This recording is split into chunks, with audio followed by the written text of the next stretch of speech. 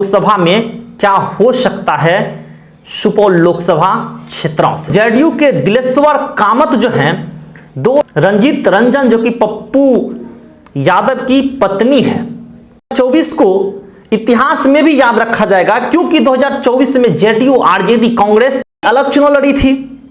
JDU अलग चुनाव लड़ी थी, आरजेडी कांग्रेस जो थे वो एक साथ था। 2014 को मोदी लहर भी कहा जाता है। नमस्कार, मैं हूं वीरेंद्र कुमार, आप देख रहे हैं नई सोच न्यूज। 2024 में लोकसभा का चुनाव है। अभी से ही राजनीतिक की बाजार जो है वो गर्म है।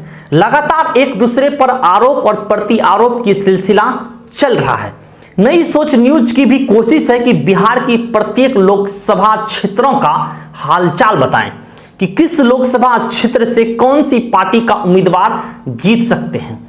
आज जिस लोकसभा क्षेत्रों का हम हालचाल बताने वाले हैं वो लोकसभा क्षेत्र है सुपौल लोकसभा क्षेत्र। सुपौल लोकसभा क्षेत्र अपने आप में काफी खास है क्योंकि 2024 का जो लोकसभा चुनाव है वो भी काफी अपने आप में काफी खास है क्योंकि 2024 के लोकसभा चुनाव में आरजेडी, जेडीयू, कांग्रेस तीनों एक साथ मिलकर चुनाव लड़ने वाले हैं। इसीलिए हम कह रहे हैं कि सुपौल लोकसभा क्षेत्र भी काफी खास है। हम जो आपको सुपौल लोकसभा क्षेत्रों का हालचाल बताएंगे, हम आपको आंकड़ों के तहत सुपौल लोकसभा क्षेत्र के बारे में बताएंगे और इस आंकड़ों में हम तथ्यों के साथ आपके समक्ष बताएंगे और तब हम तय करेंगे, तब हम आंकड़ा लगाएंगे कि 2024 के लोकसभा में क्या हो सकता है सुपौल लोकसभा क्षेत्रों से। 2019 में जब लोकसभा का चुनाव हुआ था तो उस समय जेडीयू और बीजेपी दोनों गठबंधन में थे, दोनों एक साथ मिलकर चुनाव भी लड़े थे। तो यहां से जेडीयू के दिलेश्वर कामत जो हैं 2,66,853 वोट से जीत हासिल किए थे। इन्हें टोटल वोट मिले थे 5,97,377 वोट मिले थे। जब इसका परसेंटेज देखेंगे 56.80% जो है दिलेश्वर कामत को सुपौल लोकसभा क्षेत्र से वोट मिले थे। वहीं थे कांग्रेस के सांसद आरजेडी के गठबंधन के साथ रंजीत रंजन जो कि पप्पू यादव की पत्नी है। इन्हें वोट मिले थे 3,30,524 वोट मिले थे। टोटल आप इसको परसेंटेज में निकालेंगे 29.76% वोट मिले थे। 2024 को इतिहास में भी याद रखा जाएगा क्योंकि 2024 में जेडीयू, आरजेडी, कांग्रेस तीनों साथ मिलकर चुनाव लड़ रहे हैं। इसलिए हम कह रहे हैं कि 2024 का परिणाम जो है वो काफी बड़ा होने वाला है, काफी इतिहास में इसे याद रखने वाला है क्योंकि 2024 का चुनाव में मोदी जी को इतने आसान से दिल्ली की गद्दी पर जा नहीं सकते हैं। हालांकि अभी अगर देखेंगे आप तो अभी वर्तमान में जेडीयू के यहां से सांसद हैं। 2014 का भी हम आपको परिक्रमा करवाएंगे क्योंकि 2014 का चुनाव अपने आप में काफी खास है क्योंकि 2014 में बीजेपी अलग चुनाव लड़ी थी, जेडीयू अलग चुनाव लड़ी थी, आरजेडी, कांग्रेस जो थे वो एक साथ मिलकर चुनाव लड़े थे। इसीलिए हम कह रहे हैं अभी जो है तीनों एक ही प्लेटफॉर्म पे हैं, जेडीयू, आरजेडी, कांग्रेस तीनों एक प्लेटफॉर्म पे हैं। इसीलिए हम आपको कह रहे हैं कि 2014 का चुनाव जो है अपने आप में काफी खास है 2024 को मद्देनजर रखते हुए। आखिरकार 2014 में क्या हुआ था?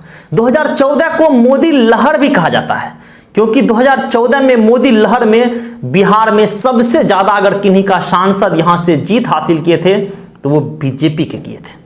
यहां से 2014 में कांग्रेस के सांसद रंजीत रंजन यहां से चुनाव जीते थे जो कि पप्पू यादव की पत्नी है। इन्हें वोट मिले थे 3,32,927 वोट मिले थे। लगभग प्रतिशत में आप इसको जब देखेंगे 34.30% वोट मिले थे। दूसरे नंबर पर थे जेडीयू के दिलेश्वर कामत जिन्हें वोट मिले थे 2,73,255 वोट मिले थे। तीसरे नंबर पे थे बीजेपी। 2014 में मोदी जी का जिस समय लहर चल रहा था उस समय भी बीजेपी यहां तीसरे नंबर की पार्टी बनी थी और यहां से तीसरे नंबर की जो पार्टी बनी थी बीजेपी की तरफ से वो थे कमेश्वर चौपाल जिन्हें वोट मिले थे 2,49,663 2,49,693 वोट मिले थे यहां से बीजेपी को। अगर कुछ नहीं बिगड़ा 2024 के लोकसभा चुनाव में, अगर जेडीयू और आरजेडी कांग्रेस का वोट यहां से नहीं बिखरा, तो 2014 को मद्देनजर रखते हुए 2024 में यहां से महागठबंधन को, इंडिया पार्टी को 62.60% वोट जो है वो मिलने का यहां से चांस है। हम आंकड़ा लगा सकते हैं, इतने वोट यहां से मिल सकते हैं 2014 के मद्देनजर को रखते हुए। हालांकि विधानसभा चुनाव भी काफी निर्भर करता है 2024 के लोकसभा पर। आप विधानसभा को भी नहीं भूल सकते हैं। आखिरकार सुपौल का विधानसभा क्षेत्र क्या कह रहा है, कितने सीटें हैं सुपौल लोकसभा क्षेत्र में विधानसभा का।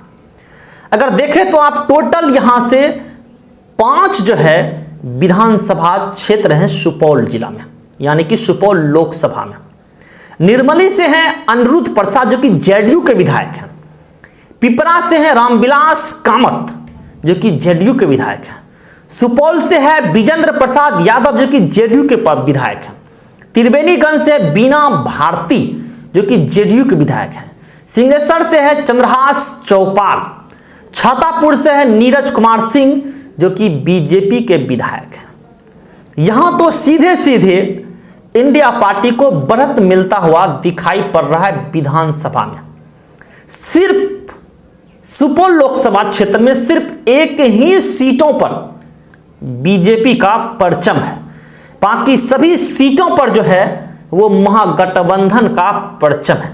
हालांकि 2019 को आप मत भूलिए, क्योंकि 2019 में बीजेपी और जेडीयू दोनों मिलकर विधानसभा का चुनाव लड़े थे, तब जाकर जेडीयू की यहां पर ज्यादा विधायक बने थे। 2000 चुनाव होगा तो निश्चित रूप से जाति का भी मद्देनजर रखते हैं प्रत्येक पार्टी। किस जाति की संख्या ज्यादा है, किस वोटरों की संख्या ज्यादा है, कौन सी जाति की मतदाता ज्यादा है, खास करके बिहार में इस बात का भी ध्यान रखा जाता है। आप इनसे कभी भी मुक्त नहीं हो सकते हैं बिहार की राजनीति में। आखिरकार सुपौल लोकसभा में जाति क्या कह रही है, जातिवाद क्या कह रही है, किसकी जाति सबसे अत्यधिक है। यहां से सबसे अत्यधिक यादव मतदाताओं की संख्या सबसे ज्यादा सुपौल लोकसभा क्षेत्र में ज्यादा है। दूसरे नंबर पे मुस्लिम आते हैं, तीसरे नंबर पे एससी एसटी आते हैं, चौथे पे सवर्ण आते हैं। कि सुपौल लोकसभा क्षेत्र से इंडिया पार्टी के तरफ से कौन सी उम्मीदवार को यहां से टिकट मिलता है, वहीं बीजेपी के तरफ से किस उम्मीदवार को टिकट देते हैं, इंडिया पार्टी के तरफ से यह सीट किसके खाते में जाने वाली है, आरजेडी के खाते में जाने वाली है सुपौल लोकसभा क्षेत्र, या जेडीयू के खाते में सुपौल लोकसभा क्षेत्र जाने वाले हैं। हालांकि दिलचस्प होगा, यहां पे कांटों भरी मुकाबला होने वाले हैं सुपौल लोकसभा क्षेत्र में, क्योंकि अक्सर तौर पे हमने कहते हुए सुना है लोगों को, खास करके ग्रामीण क्षेत्रों में, कि केंद्र में अलग राजनीति होती है और स्टेट में मुख्यमंत्री को बनाने में एक अलग राजनीतिक के पहलू को देखा जाता है। हालांकि दिलचस्प बात यह होगा कि 2024 के लोकसभा चुनाव में क्या होता है वो आने वाला वक्त से पता चल जाएगा। नमस्कार, मैं हूं वीरेंद्र कुमार, आप देख रहे थे नई सोच न्यूज। मेरे चैनल को लाइक करें, सब्सक्राइब